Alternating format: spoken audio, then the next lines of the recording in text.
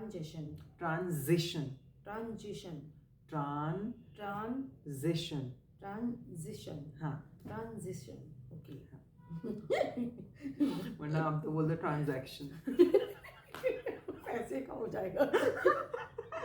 मैं दिखाना चाहती हूँ कि आपके सेम बाल जैसे मेरे हैं, उस साइड दिखाऊँ मैं?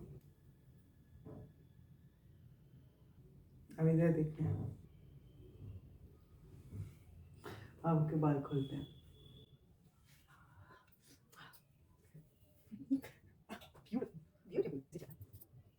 मम्मी मैं आपसे कुछ क्वेश्चंस पूछूंगी और आपको उनके आंसर्स देने हैं, ठीक है? ओके। जब मैंने अपने बारे में आपसे जब शेयर करा था तब आपका पहला रिएक्शन क्या था आपके अंदर? सबसे बड़ा सदमा लगा था जब तुमने ये बताया था कि मुझे लड़के पसंद है, मैं लड़के की तरफ खिंचती हूँ, मुझे लड़के पसंद आते हैं। तब मुझे नॉलेज नहीं थी, तो मैंने ये कहा था तुम्हें कि प्यार तो पसंद तो कोई भी किसी को कर लेता है। जब मैं गहराई में नहीं गई थी,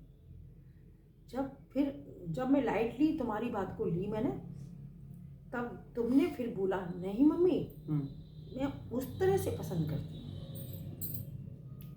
मैं उस तरह से पसंद करती हूँ कि मैं लड़की को नहीं, मेरे गर्लफ्रेंड या वैसे उस तरीके से नहीं, एक लड़की को चाहती हूँ, प्यार करती हूँ। तब तुमने मुझे समझाया था, तब समझ में आया, लेकिन उसके साथ साथ बहुत दर्द हुआ,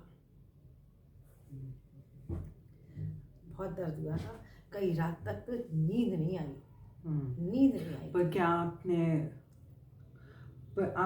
आपको मेरी तरफ कोई गुस्सा नहीं था? नहीं, गुस्सा नहीं था। ये बहुत दुख था कि ऐसा क्यों है, क्यों हुआ, किस कारण से हुआ। बहुत सदमा था, बहुत ज़्यादा धक्का। अगर मेरे भी मतलब जैसे कि अगर मेरे सामने मेरा खुद का कोई बच्चा होता जो मेरे सामने पल भर रहा है और ऐसे मतलब 16-17 साल की उम्र में ऐसे बोले कि उसको अपना पूरा जेंडर चेंज करना है, तो भैया झटका तो लगेगा भाई, बहुत झटका लगेगा बेटा। रातों की नींद उड़ जाती है और ना दिन में चैन ना रात में चैन, कि एक बहुत बड़ी घटना है, खत्म नहीं होता है, लेकिन इंसान जीते जी मरता है। आपको कभी ऐसा लगा कि हम दोनों का रिश्ता बदला हो? नहीं, कभी नहीं। मेरा तेरा कभी नहीं। पर आपने बीच में ऐसे बोला था, तुम्ही ने इस चीज को मुझे धीरे धीरे समझाया। मैं बताती गई बेटा ऐसा ऐसा है। मैं जब रोती थी तब तुम ही मुझे संभालती थी, और जब तुम लैपटॉप पे तुम जानती थी देखना, हर चीज़ को तुम्हें देखा, तुमने नॉलेज खुद की गेन करी, फिर तुमने मुझे उसी नॉलेज से मुझे तैयार किया, मतलब सांत्वना दी, समझाती गई, हर क्वेश्चन पे तुम मुझे समझाती गई। आई थिंक मेरा दिमाग ही मतलब ऐसे काम करता है। रिलैक्स होती गई कि ये है, बहुत मुश्किल से एक्सेप्ट कर पाई मैं, लेकिन ये तुम्हारे ही कारण से सब कुछ सही होता गया। अच्छा ठीक है, नेक्स्ट क्वेश्चन है हमारा, क्या कोई ऐसी बात या मोमेंट था जो आपको मेरी मतलब जर्नी जो थी मतलब वो नहीं समझ आई? कोई बात थी जो इस पूरे ट्रांजिशन के फेज में मतलब आपको ऐसा लगा हो कि ये नहीं समझ आ रहा है, ऐसा क्यों कर रही है या कर रहा है? जो भी समझ नहीं आई, जो भी कोई चीज़ समझ में नहीं आई, तो मैंने तुम्हारे सामने रखी, ये ऐसे नहीं बेटा ऐसे, तो फिर तुम मुझे समझाती गई। सबसे ज़्यादा दुख इस बात का होता था मुझे कि एक लड़की तो है मेरी, जब एक बेटा जो मेरा है, जो मेरे साथ चलता है पैंट कमीज पहन के, और जैसे मैं जाती थी तो मुझे एक अलग से सुकून और एक अलग से खुशी होती थी जब मैं तुम्हारे साथ घर से निकलती थी। सच्ची बेटा, तो वो चीज़ ख़त्म हो जाएगी जब तुम लड़की बन जाओगी। तो एक बेटी तो है ही है मेरी, उससे मैं बहुत खुश हूँ, लेकिन एक बेटा की एक अलग भी खुशी होती है, एक बेटी की अपने आप में खुशी होती है, लेकिन वो बेटा बेटी बन जाएगी तो वो खुशी से मैं वंचित हो जाऊँगी।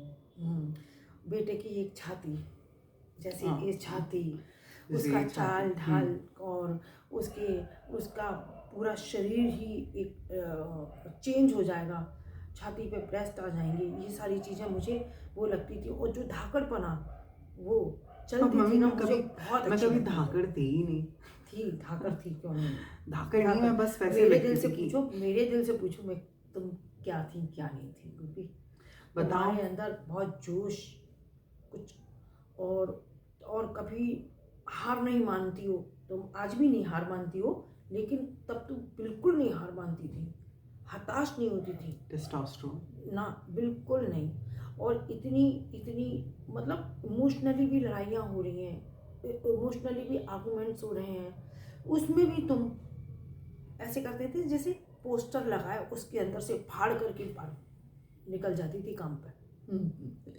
अब क्या बदल गया वो मम्मा? भी अच्छी है, अब क्या वो बदल भी गया? वो अभी भी ऐसी ही है और पहले भी ऐसी है। लेकिन हाँ, मेरे को बस चेंज सबसे बड़ा लगता था पहले अपने, पर हाँ, छाती मेरी बेटा की बदल जाएगी। जो एक लड़के का सीना है वो नहीं रहेगा, और एक बेटी का जो सीना होता है वो आ जाएगा। जो मेरा बच्चा है, बच्ची बन जाएगी। तो सच्ची है। तो पहले तो मुझे ऐसे लगा सीने से। आप मुझे बताओ, अब क्या कुछ अलग सा लगता है आपको? नहीं नहीं, फीलिंग तो प्यारी आती है, लेकिन जिस बच्चे को मैंने पैदा किया है, जिसको छू करके मैं एक हाँ, ऐसे मतलब ऐसा लगता है ना। हाँ, एज ए मतलब बॉय एक बिकॉज आपके दिमाग में एक पहले हाँ, मतलब आपने अपने बच्चे को जो देखा है वही तो आपके पूरे दिमाग में है, आपके तन बदन दिमाग में वो ही आकार है ना, क्योंकि हम तो ह्यूमंस हैं, हम तो एक आकार, एक चेहरे को, हाँ, चेहरा, शरीर, एक चेहरा देख के हम वो करते ना कि ये मेरा बच्चा है, ये मेरा वो है। तो वो चीजें जब पहली बार सुना होगा आपने तो बहुत अजीब लगा होगा। हाँ, बहुत अजीब लगा था। इंसान चेंज हो जाएगा, मतलब मेरा बच्चा चेंज हो जाएगा। पर कितनी रातें नहीं सोई मैं को भी, मैं रात को उठ करके परेशान हो जाती थी।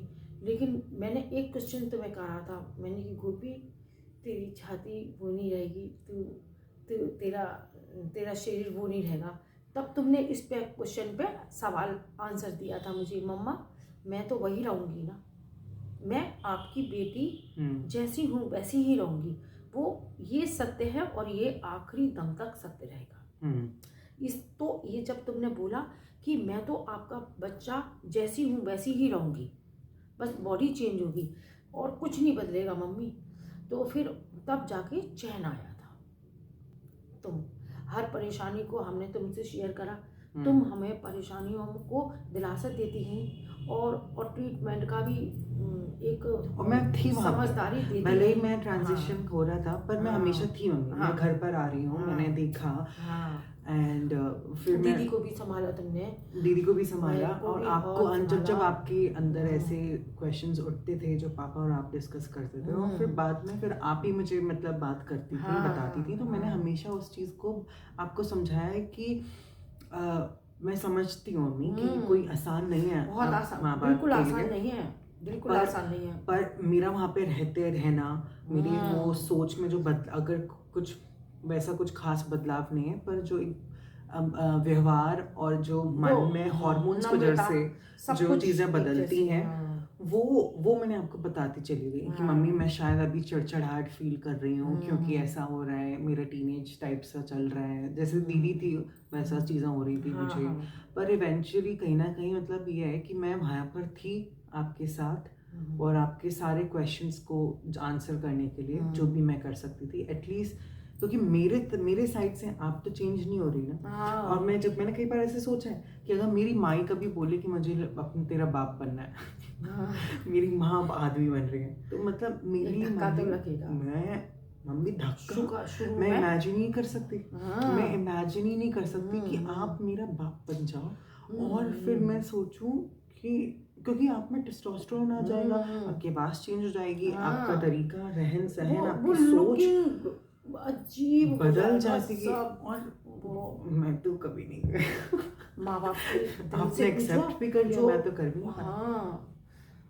फिर ये, और हमारा बच्चा हमारे साथ तो रहेगा, रहेगी या रहेगा जैसे भी है, लेकिन तो हम खुश हैं, तुम खुश हो तो हम खुश हैं। यानी कि पापा का ये भी था प्यार, हाँ प्यार एक बच्चे इमोशनली से भी पापा ने सोचा कि नहीं प्यार अगर ये मैटर करता है। फिर तुम बहुत सी चीज़ें बताती थी दूसरों के बच्चों के बारे में, ऐसे बच्चों को जो अपने पेरेंट्स से कह नहीं पाते थे। ये अच्छा है कि तुमने हमें बताया और हमने समझा, चाहे तकलीफें हो, रोए जगे कुछ भी हुआ, लेकिन अंत भला तो सब भला। नेक्स्ट क्वेश्चन, आपने अपने बारे में क्या सीखा है इस जर्नी के, या जो मुझे देखते हुए, मेरे बारे में नहीं, अपने बारे में? यही सोचा कि माँ इमोशनल होती है तो बड़े से बड़े प्रश्नों को, बड़ी से बड़ी तकलीफ को भी माँ का बच्चे का कनेक्शन इमोशनली होता है ना, तो वो उसके साथ आई हुई परेशानी भी, बच्चे के साथ बीत रही हुई परेशानी को भी इमोशनली से ही शॉर्ट आउट करती है। और करना चाहिए जो मैंने किया। और उस वक्त उस पल मैंने जो डिसीजन लिया ना, एक कि गुरबी तेरे साथ मैं जाऊंगी, वो मेरे को बहुत अच्छा लगा। थाईलैंड में जब हम गए थे, साथ में गए थे, तो मेरे को ये लगा कि नहीं, माँ बाप और बहन पूरा परिवार है उसका, तो वो अकेले क्यों जाएगी, किसी दोस्त के साथ क्यों जाएगी, फिर घर संभालने के लिए भी होना चाहिए। तो पता नहीं मेरे अंदर उस समय शाम को खाना बनाते बनाते आया कि नहीं मैं जाऊंगी, आप घर संभालेंगे। आप मतलब ऐसे फैमिलीज और मम्मी लोगों को क्या बोलना चाहोगी जिनके बच्चे ऐसे हैं ट्रांस? बच्चों की बात सुननी चाहिए, चाहे कितनी भी बड़ी बात हो, कितना भी गंदा परेशानी हो, कितनी भी गंदगी हो, मतलब टेंशन हो, बच्चों ने चाहे कितना बड़ा अपराध किया हो, अपराध भी बोल रही हूँ, बच्चों से चाहे कितनी भी बड़ी गलती हो गई हो, और बच्चों के ऊपर जो बीत रही है दुख सुख, सारी बातों को छाती से लगा के सुनना चाहिए। मैं ऐसी माँओं को कहूँगी सुनना चाहिए, क्योंकि बच्चे कहाँ जाएंगे कहने के लिए, कहाँ जाएंगे बच्चे कहने के लिए। माँ नहीं है, माँ अगर स्ट्रिक्ट है, बच्चा उससे नहीं कह पाता है, तो पापा को सुनना चाहिए। और पापा अगर स्ट्रिक्ट हैं तो माँ इमोशनली अपने बच्चे को छाती से लगा कर कि बेटा क्या तकलीफ़ है, कुछ चल रहा है तो मैं हूँ तुम्हारे साथ, उसको सुनना चाहिए। तो आपको पता चलेगा कि बच्चे कितने तकलीफ़ में हैं, कितने खुशी में हैं, तो आप डिसीजन बच्चों के लिए इमोशनली ले पाएंगे, माँ या बाप जो भी है। और बच्चों को इतना मतलब डर में नहीं रखना चाहिए माँ को या बाप को कि बच्चे अपनी बात कह ना पाएँ। सही बात। कम से कम इतनी तो छूट देनी चाहिए, बेटा आप जो हो, जो कहना चाहते हो, दुख हो सुख हो, हमें शेयर करो, अच्छी हो बुरी हो, गलती भी हो गई हो वो भी बता दो हमें, ताकि बच्चियों का और कोई फ़ायदा ना उठा पाए तकलीफ़ में। और बच्चे आसानी से आपके पास आके अपने पाँव से चल करके मम्मी मेरे साथ में ये परेशानी है, मम्मी ये बात है वो बात है, या पापा से कहना चाहते हैं, तो उनको इतना उनके नज़दीक होनी चाहिए कि बच्चे अपनी परेशानी कह सकें। और ये मैं सबसे कहना चाहूँगी, हर बाप से, हर माँ से। और जैसे कि मम्मी मैं आपको बोलती हूँ कि मुझे नहीं पता मेरी लाइफ में कोई लड़का आएगा कि नहीं, और मेरे से कोई शादी करेगा कि नहीं, और साथ ही साथ में कि मेरा बच्चा कभी होगा कि नहीं, बच्चा तो नहीं होगा, बच्चा नहीं होगा, लवर आ सकता है, लेकिन लवर वही अच्छा है जैसे तुम्हारी नेचर में वो करे। और इमोशनली अगर उसने उसको सारी बातें बताएं और इमोशनली वो अपने पूरे माइंड और अपने दिल, माइंड नहीं दिल से अगर रहना चाहता है तो ही उसके साथ निभा पाएगा वो, तो मुझसे दिल से। और दिमागी रूप से कोई आ रहा है तो वो नहीं निभा पाएगा। और तो आप क्या बोलना चाहोगी उस लड़के को जो शायद मेरी लाइफ में आए? पूरी तरीके से उसको एक्सेप्ट करना है। आपको हर बात पता होने के बाद as a girlfriend, as a wife, as a प्यार लव, मेरी बेटी को, लास्या को पूरे दिल से एक्सेप्ट करना है। और तभी आप आगे कदम बढ़ाएं मेरी बेटी के पास, लास्या के नज़दीक। और अगर दिल से नहीं आ सकते हैं तो रोक लें अपने आप को, बस ये चीज़ है। लास्ट क्वेश्चन पूछना चाहूँगी आपसे, अगर मैं हमेशा अकेली रहती हूँ, लाइक अकेली एज इन लाइक कोई लवर नहीं रहता, तो आप मुझे क्या बोलना चाहोगे?